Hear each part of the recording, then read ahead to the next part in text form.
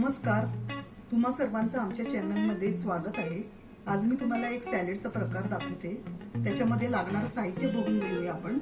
वाफवलेले मूग, नंतर वाफवलेले कॉर्न आहे, टोमॅटो, कांदा, काकडी आहे, कोथिंबीर आहे, लिंबू आहे पिळण्यासाठी। नंतर हे मी घेतलेले, आपण युजुअली मीठ घेतो पण हे मी काळं मीठ घेतलेलं आहे। त्याची टेस्ट पण चांगली लागते आणि ते डायजेशनला पण जरा चांगलं असतं।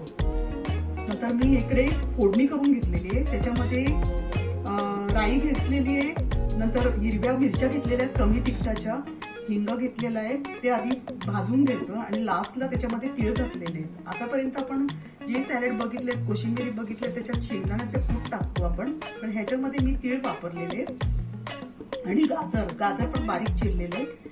हे प्रमाण आपल्याला जसं पाहिजे तसं घ्यायचंय। मी साधारण अशा पद्धतीने घेतलेले आहे, एक एक किंवा दोन दोन आपल्याला ज्याप्रमाणे पाहिजे तसं घ्यायचंय। आता आपण कृतीला सुरुवात करूया। आता आपण एक एक करून जिन्नस घालायचे आहेत त्याच्यामध्ये। सर्वप्रथम आपण गाजर घेणार आहोत,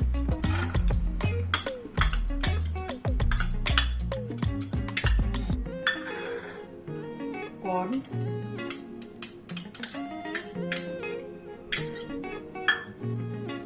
वाफवलेले मूग,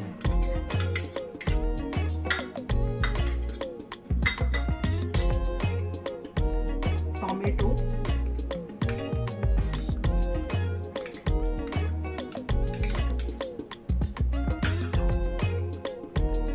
कांदा,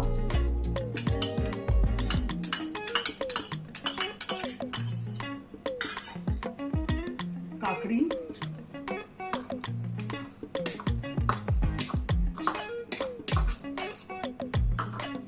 आणि काळं मीठ।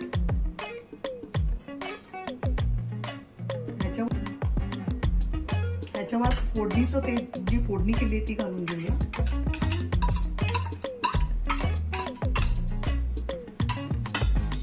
आणि हा लिंबू आहे तो पिळायचा आहे आपल्याला।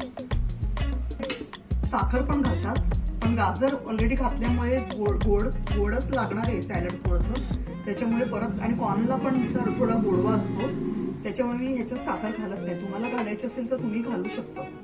आता लास्टला कोथिंबीर आहे ती घालायची आपल्याला, आणि हे सॅलड मस्त मिक्स करून घ्यायचं।